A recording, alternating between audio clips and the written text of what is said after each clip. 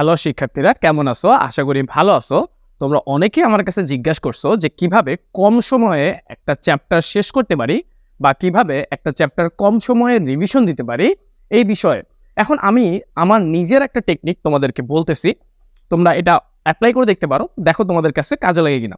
প্রথমে আমি বলবো একটা চ্যাপ্টার পড়ার আগে তুমি ওই চ্যাপ্টারটা ধরে ওই চ্যাপ্টারের বই থেকে যে বেসিকগুলো আছে ওই বেসিকগুলো আগে আইডেন্টিফাই করো। তুমি এটার জন্য 5-10 মিনিট টাইম নিতে পারো যে কি বেসিক আছে।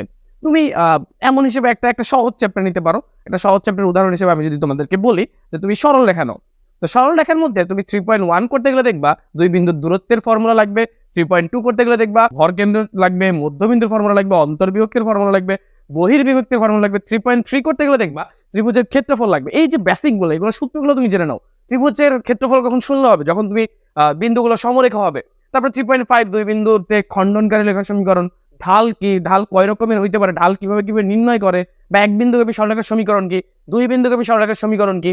তারপরে আরো আছে। তো 3.6 এ যদি যাও যে একটা বিন্দু থেকে একটা রেখা লম্ব দূরত্ব কেমনে বের করে, 3.7 এ যদি যাও দুইটা সমান্তরাল সরলরেখার যে মধ্যবর্তী দূরত্ব এটা কেমনে বের করে, বা লম্ব দ্বিখণ্ডকের সমীকরণ কেমনে বের করবা, বা কোণের অন্তর দ্বিখণ্ডকের সমীকরণ কেমনে বের করবা। এই যে আমি কথাগুলো বললাম এটা তুমি একটা নোট ডাউন করতে পারো যে সরলরেখার পুরোটা বেসিক নিয়ে আমি কিছু কথা বলছি। প্রথম কাজ হবে ওই টপিক রিলেটেড যে বেসিক গুলো আছে। তোমার প্রথম কাজ কি হবে যে টপিক রিলেটেড যে বেসিক গুলো আছে ওগুলো তুমি এক নজরে পড়ে ফেলবা, এবং ওই প্রত্যেকটা বেসিক দিয়ে একটা করে হইলেও অন্তত তুমি প্র্যাকটিস ম্যাথ করবা। আমি তোমাদেরকে একটা উদাহরণ দিতে পারি। 3.3 তে যাও। 3.3 তে গেলে তুমি দেখবা যে সরলরেখা 3.3 তে কিছু সূত্র আছে যেগুলো হচ্ছে তোমার ওই যে কিছু ম্যাথ আছে, সরি, যে সমরেখা হইলে ত্রিভুজের ক্ষেত্রফল কেমনে বের করে। তো এই ম্যাথগুলোর উপর একটা করে তুমি প্র্যাকটিস ম্যাথ করতে পারো। খণ্ডনকারী সরলরেখা সমীকরণের ম্যাথ করতে পারো। দুইটা রেখা সমান্তরাল হইলে কিভাবে দূরত্ব বের করে ওটা বের করতে পারো। তো এগুলোর কিছু প্র্যাকটিস ম্যাথ আমি দেখবো যে ওইগুলো তুমি প্র্যাকটিস ম্যাথ তুমি কিভাবে নির্বাচন করবা। দেখবা যে কিছু বোর্ড কাঁপানো ম্যাথ আছে। যে বোর্ড কাঁপানো ম্যাথ বলতে বুঝাচ্ছি বোর্ড এইদিকে লিখতে ওরা শেষ হয়ে গেছে, ওই ম্যাথগুলো তুমি শেষ করবা। এরপরে তুমি যদি পড়তে চাও অবশ্যই তুমি সিকিউ নাও। 5 বছরের লাস্ট 5 বছরের সিকিউ গুলা নাও। তুমি দেখবা সরলরেখার সিকিউ গুলো প্রতি বছর অনেক হার্ড পড়তেছে। তুমি অবশ্যই প্র্যাকটিস ম্যাথ করার পর তোমাকে সিকিউ সলভ করতে হবে। সিকিউ সলভের সময় তুমি গ ঘ তোমার পড়া হয়ে যাবে। দেখবা তোমার গ ঘ পড়া হয়ে যাবে, এবং অবশ্যই তোমার দেখবা যে একটা লম্ব রেখা সমীকরণ কেমনে বের করে, সমান্তরাল রেখা সমীকরণ বের করে। তুমি মনে রাখবা এই সূত্রগুলার ডিরেক্ট ম্যাথগুলো, প্র্যাকটিস ম্যাথগুলো তোমার পরীক্ষায় আসবে না। তোমার কিভাবে আসবে ম্যাথগুলো? তুমি দেখবে একটা নির্দিষ্ট পয়েন্টে এই সূত্রগুলো কাজে লাগানো লাগতেছে। আচ্ছা এরপর এটা ম্যাথের জন্য ক খ ইম্পর্টেন্ট না, এটার জন্য ক ইম্পর্টেন্ট। তো দেখবা যে 2 মার্কের যে ম্যাথগুলো আছে ওগুলো আসলে ওই ম্যাথগুলোর সাথে এমসিকিউ অনেক মিল আছে। তুমি লাস্ট 5 বছরের এমসিকিউ সলভ করবা। তোমরা যখন পড়ো তখন কিন্তু তুমি একটা ভুল করো এমসিকিউ পড়ার সময়। তুমি যখন এমসিকিউটা পড়ো তখন তুমি পড়ো গাছের পাতা সবুজ, গাছের পাতা সবুজ, গাছের পাতা সবুজ। তুমি এইভাবে পড়তে যাও না ভাই।